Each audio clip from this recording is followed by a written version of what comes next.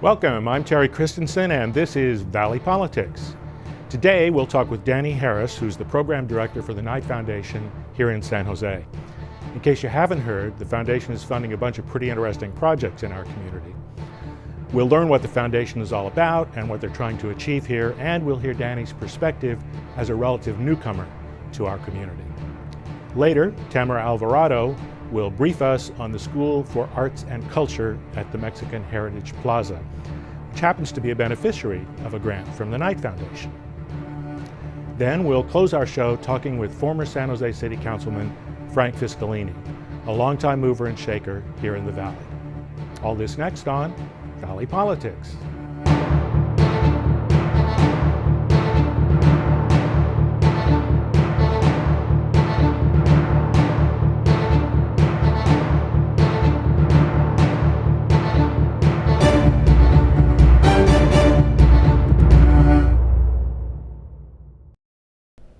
Welcome everyone, and welcome Danny Harris. So tell us, Danny, what's the Knight Foundation about and what's it doing in San Jose? The Knight Foundation works in the 26 cities where the Knight brothers had newspapers. Obviously San Jose is one of them. Mm-hmm. And we work in— They own the Mercury News. They own the Mercury News, correct. That was a Knight Ridder paper.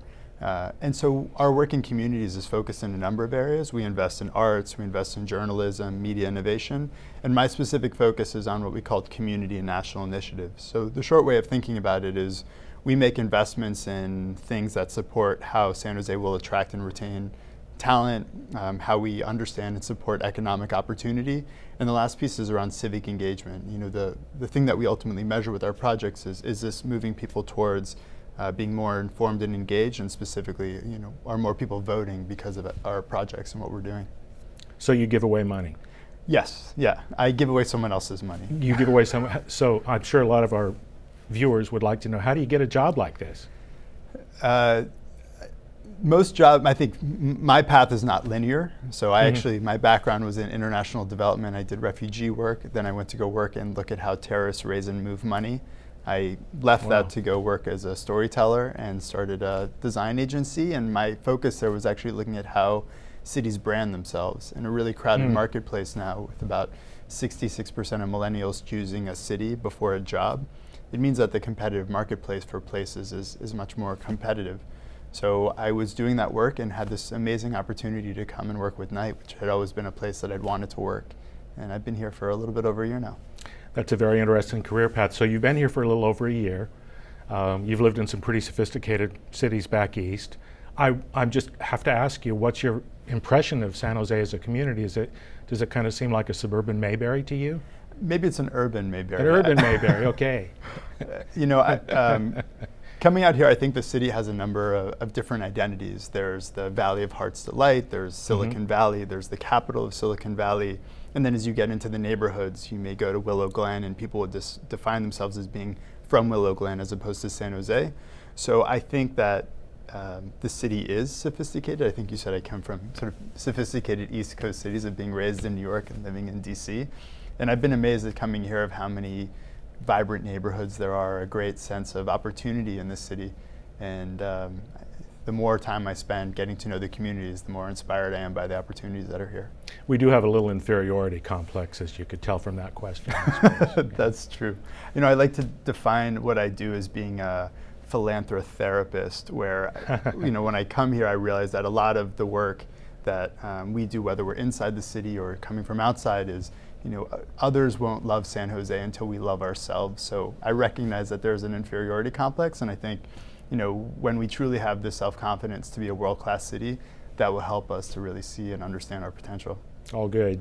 Give us some examples of some specific projects that the Knight Foundation has been funding. Well, just this morning I was doing the last walkthrough in Plaza Cesar Chavez, right in downtown. Yeah. We brought in, with Adobe and the city, we brought in a landscape architecture firm out of Philadelphia called Groundswell to reimagine the park. And we used the Super Bowl as a catalyst for this change. But for those of you who've been to the park, it's a beautiful space, but it's not as activated as it could be. So our assumptions were, you know, if we put fire pits and music and a beer hall and food, would more people come and linger and see it as a vibrant place to spend time? And with Knight, you'll see that we invest in prototype and new experiments. So whether it's Plaza Cesar Chavez, or Viva Calles, where we helped the city shut down 6 miles from cars so that the streets could be open for pedestrians and people on bikes, to longer infrastructure projects. So we're looking at everything from wayfinding in the city to issues of affordable housing, transportation, and even the brand of the city. So our work, last year we put out about 70 grants that range from 1 million to 1.7 million. And so it creates an interesting opportunity where we can work with individuals, institutions, and help make it easier for civic innovators to do their work and make a more vibrant city. Are you funding projects that also relate to issues of inequality in the valley? Yeah, very much so. I mean, our focus here is specifically to San Jose. So we look a lot at that question of the digital divide and the growing gap between, maybe it's easiest to say between Silicon Valley and the Valley of Heart's Delight, and look at places like Mayfair on the east side, where much of the interaction that community there may have with tech is maybe through their children who have smartphones, or maybe they're actually working in the service industry in a tech firm. So I think our hope is to try to bridge that divide by bringing more opportunities to underserved communities as well. And the broad goals, community building, civic engagement? I think the broad goals is that we have a vast network of partnerships. I like to say that the legacy that I hope to leave here and that Knight hopes to leave here is that when I first moved here, I met with thousands of people just walking neighborhoods, and a few people told me, and I don't know if this is true or not, but for the sake of two friends having a conversation, someone said, there are 400 movers and shakers in San Jose, that if you take this entire city of roughly 1 million, there's roughly 400 people who make decisions. I'd always say it's a village. It's a village. So if we, for the sake of this conversation, assume there are 400, I'm hell-bent on getting us to 4,000 or 40,000. How do we inspire more people to feel that they can come and make meaningful change in this community? So when we look at the metrics, there's the one around the city and how that will change. We look at partnerships, but really we look at who the new emerging leaders are. And in a place that has both millennials and baby boomers who are moving downtown and feeling more engaged, you can be an emerging leader at 50, at 60, at 70. People are still working. Or at 20. Or at 20. And so understanding the demographics of the city, how do we empower more people to get involved and feel like there's not only a place for them, but there's a pathway towards leadership and success. It is a village, but the great thing about this village is there are no walls. So you can become a player, you can become a participant quite easily, as you have, although it helps if you've got money. It does. I think there's an element of money, but there's also the humility to be new to a community and spend time listening. And most of the first year was talking to people and trying to get a sense of, what do you need? What do you feel is missing from the community? And on the positive side, where do you see the opportunities that we can support? So with all of our grants and all of our work, it's never us imposing a set of ideas or a solution, but helping to either challenge people's assumptions. I think in the end of the day, it's not the answers that are most important, but the questions that people are asking. So if we can sit and work with people on those questions, we can help to determine with them what are some pathways that we can take. Because at the end of the day, we're not an implementing foundation. We have the easy job of writing a check and then letting someone else go off and do the work. And so it means that we can follow a whole set of ideas and grants throughout the way, but all of them are driven by the community and they're focused about partnerships. I know you and the Knight Foundation are focused particularly on millennials, people now in their 20s or 30s, born in the 80s and 90s. Why is that generation so important to the future of this city or any city?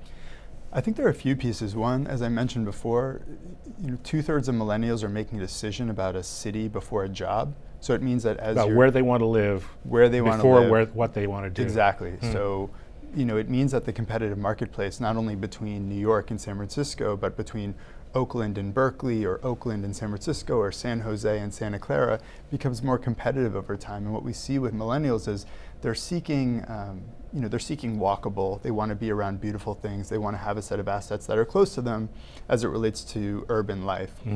But at the same time, they're increasingly seeking purpose and meaning in the kind of jobs that they do.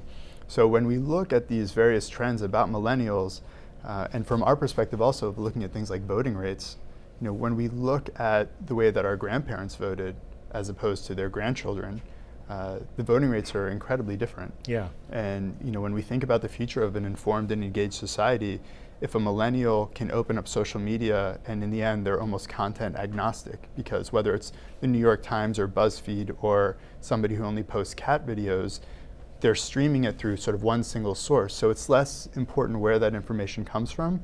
So we're seeing that there's an issue around how they make decisions of where to live, how they end up getting their content and inform their opinions, and then how they take action on that. So whether it's volunteerism or voting, we want to look at this entire spectrum and say, what are the opportunities that a city can provide in that space? And especially when we look at the pathways into leadership or opportunity, I think San Jose is an incredible opportunity, one of being a space where as a millennial you can come and be and build something great here in a way that maybe you can't do in San Francisco or Oakland, but also that it's a place that has gaps in leadership and you really can come and be and build something fantastic here. I wonder if it's a good investment to try to compete with San Francisco for millennials. What if we wait 5 or 10 years, they start to have families, and then inevitably they're going to want to live more in places like San Jose than San Francisco. So what's the rush? Well, I mean, I agree with you. I think if we look at it in a sort of pound for pound fight, we're not at the same tier. I agree that maybe we can't compete with San Francisco at this moment. But I think that you're exactly right in terms of looking at, what are some of the other opportunities? Because again, I go back to, maybe it's not the answers, but the questions. If a vast majority of the employees of Google and Facebook and Apple live within a proximity that's in the South Bay, is there an opportunity to target those who are spending 2 to 4 hours a day on a bus and providing them with another urban option that's in the South Bay? So it's wonderful to live in the Mission, but it's great maybe after 9 p.m. on a Tuesday and on the weekend, but if you're spending 4 hours a day commuting, it's a pretty tough challenge. So I think one, there's that element. Two, you're exactly right in terms of when these people choose to have kids and not dogs as they're making that decision in San Francisco. Yeah, this is a wonderful place to be. And then the third group is, baby boomers. If you look at the population of baby boomers here, especially as it compares to other cities, we're at a much higher percentage, and baby boomers and millennials are the two fastest groups moving back to cities. Well, and I have to say, if we make it a good place for millennials to live, it'll be a good place for all of us to live. So it's all good. Yeah. Danny Harris, Knight Foundation, thanks for your time today. Thank you. I really appreciate the opportunity. Now let's take a look at community news with Tamara Alvarado of the School for Arts and Culture at Mexican Heritage Plaza.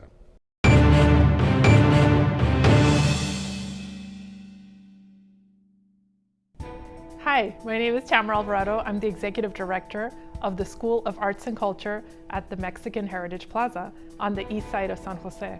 Our mission is to provide high-quality arts education to the children of East San Jose, activate the Mexican Heritage Plaza as a vibrant cultural venue, and support the development of the next generation of multicultural leaders in Silicon Valley. Since our inception over 4 years ago, and with the support of the community, we have grown from 21 students to over 2,000 served last year, and from 24,000 people coming through our doors to over 60,000 people coming on an annual basis. Our key programs and offerings are the following. In arts education, we offer classes after school and summer day camps throughout the summer. We also have a wonderful program called the Multicultural Arts Leadership Institute. This is a program for people of color who are deeply engaged in arts, culture, and entertainment, and are also interested in giving back to the community. That is a year-long commitment. Our community engagement program now has grown from 3 to 72 content partners, primarily focused on the arts. We also have unique festivals and events such as La Última Parada and Fiesta Navideña. La Última Parada is focused on the Day of the Dead season, and the Fiesta Navideña is focused on all of the learnings and teachings that our children have had throughout the year. If you're also interested in hosting a special event, a private event, or a cultural event, please also contact us. We are located at 1700 Alum Rock Avenue in the heart of the Mayfair neighborhood in our beautiful East Side San Jose. Our website is www.schoolofartsandculture.org. Altogether, schoolofartsandculture.org, and our phone number is 408-794-6250. Thank you so much. I hope to see you very soon at the School of Arts and Culture at the Mexican Heritage Plaza. Next, on Where Are They Now?, we'll talk with Frank Fiscalini, who's been a leader in this community since the 1950s and who served on the San Jose City Council from 1993 to 2000.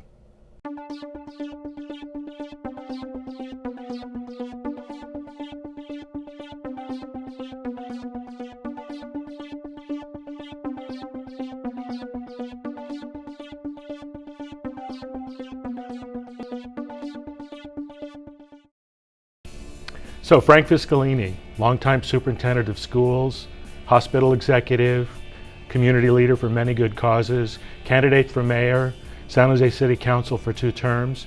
What have you been doing since you retired from all that? Well, it's kind of interesting, Terry.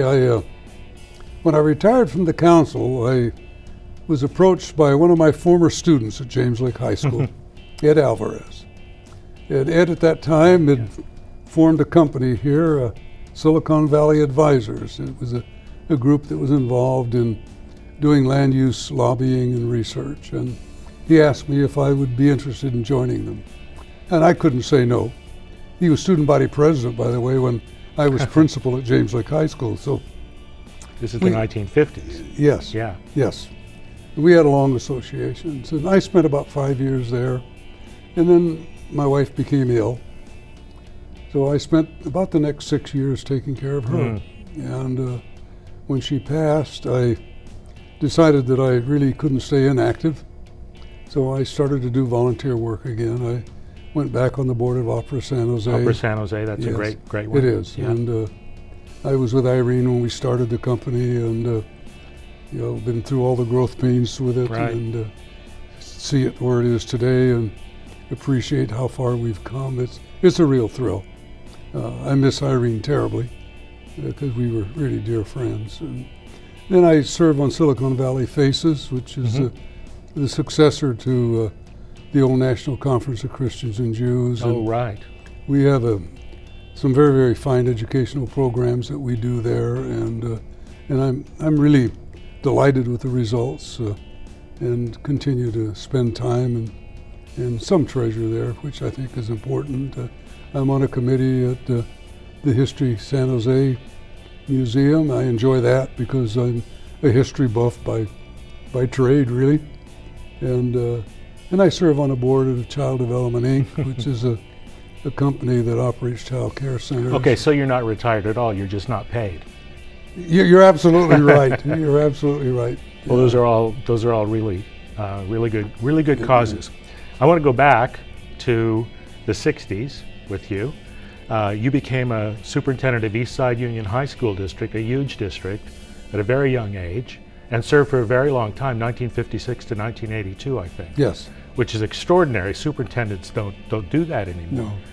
But there was a blip in your service when the Board of Trustees fired you. Yep. So tell us what happened next. Well, there was a blip, and it was kind of interesting because I had a 4-year contract at the time, and I think the board had a dilemma on its hands. They didn't know whether they were going to have to pay me off, whether I would do something else with respect to the action. So they put me on leave and paid me. The nice part about all of that experience, at least for me, is that the teachers rose up in my defense. Community rose up in my defense.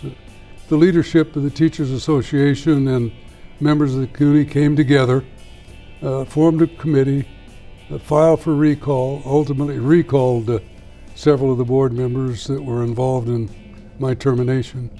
And a few months later, I was back on the job. And it was, in many respects, Terry, a very perplexing time for me because I could not understand what happened, why. To this day, I really don't understand why. Quite honestly, until you raised the question with me, I hadn't really thought much about it. I just considered it, quite honestly, part of my growth experience. And I think it was a good one, because you learn a lot of things, and I think it ultimately made me a better superintendent. Well, it also gave you a reputation as somebody with considerable power in San Jose. And I know in the 70s when I came to town, people were thinking of you as the godfather of East Side politics, because you advised candidates and helped encourage people to run. Was that a fair assessment? Were you the godfather of East Side politics? I don't know whether I was the godfather or not, but I've heard that appellation before. Yeah. And but I did get involved. I believe that the leader, in this case of a school district, had an obligation to be representative of the people that he worked for. We were growing very rapidly in those days, Yeah. as you'll recall. So it was just a constant process of building schools, hiring teachers, developing curriculum, improving programs, all of the things that you could become involved with. And as a result of that, I became involved in external affairs much more really than I would think the normal superintendent would have had done in those days, and maybe even today. I spent a great deal of time in Sacramento lobbying on behalf of the district, seeking more funds for construction purposes, particularly because of the growth. I did a lot of lobbying the city of San Jose, particularly in the arena of low-cost housing. I can remember times We when... need you to do some more work on that. Yes, well, you're probably right, but I spent countless hours trying to convince the council not to place all the low-cost housing in East San Jose. Yeah, which they did. That they would rue the day that they did that, and that's come to pass. Yes. And my lobbying was for naught, but my intent was, I think, noble and purposeful. It's still true today, Terry. Yeah. And until we can provide the appropriate assimilation, we're going to continue to have the kinds of issues that face us. Did you also encourage candidates, Oh, yes. people to run for office? Who are some of the- Particularly for school board. Oh, for school board, yeah. Again, there was a time when I probably was a little more bold than I might be today in encouraging people. I was particularly concerned because of our growing minority population in the district, that we needed minority board members. And I was successful in securing Richard Tanaka to serve. He served for a long period of time on the board. Ed Alvarado served on the board, Jose Martinez, Yaya Martinez, and they all made contributions, and I'm very proud of that, because it really helped set an example, I think, for young people in the district to look up to these folks to say, yes, si se puede, I can do this, and one day I can look to have the same ambition. Well, something else that was going on there, were you part of the group of civic leaders that encouraged the revival of the Fiesta de las Rosas? Oh yes, absolutely. Yes. So the Fiesta started in the 1920s, and it was a very big deal in San Jose. Faded out during the Depression, I guess. Yes, it did. And it was a celebration mainly of the Spanish heritage of California and San Jose. It was revived in '69, and it, what should I say, it ended in tears. It ended, yes. From tear gas, I think. Unfortunately. Yeah. Unfortunately. What happened? Well, Mary Jane Sauerwein was the person who led the effort to bring back the Fiesta. It really was in its day a rival to the Rose Bowl. Yeah. And a group of us felt that really we ought to bring it back to San Jose because it was important in the early history of our city, and we needed to really have a celebration that could speak to the heritage of the city and to its growth. So we put together a committee and proceeded to plan the parade. Lauren Green was our grand marshal. From Bonanza, yeah. And we had a parade, but we also had a number of Latino activists that protested. And unfortunately, the protest got out of hand. As I've reflected on it, and I have quite a lot since that time, I think we made a mistake. Had we involved some of the Latino leadership, we had some Latino people on our committee, but apparently not the ones that were satisfactory. Well, that was a big time of the rise of Latino, exactly. the Chicano movement in San Jose, farm workers movement, so it was very rapidly changing time. And it was a mistake on our part. I think had we done that, and they felt ownership, we may still have that parade today. but we didn't. And it could be a big source of civic pride, Oh, but absolutely. didn't work out that Yeah, time. and it was a mistake. Yeah. And it was unfortunate, because it's an awful lot of work, I can tell you that.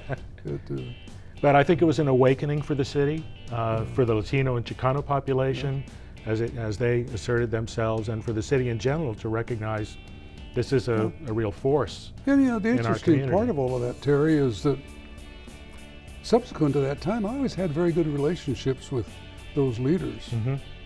I can remember, quite honestly, working with Cesar when Cesar Chavez, when he was young, starting out here.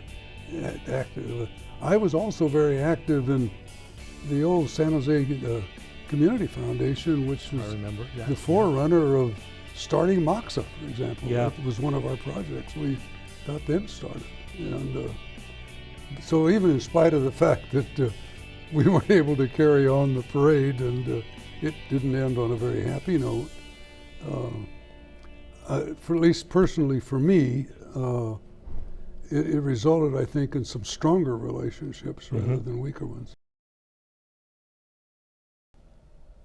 We'll hear more from Frank Fiscalini next month. Meanwhile, you can watch all of our shows on the CreaTV YouTube page. Just go to YouTube and search for CreaTV San Jose. You can also visit our website at creatvsj.org or email your comments to us at valleypolitics@creatvsj.org. And you can follow us on Facebook, where you can post comments and suggest guests or topics. And now, that's all, folks. Thanks for watching Valley Politics today. See you next time.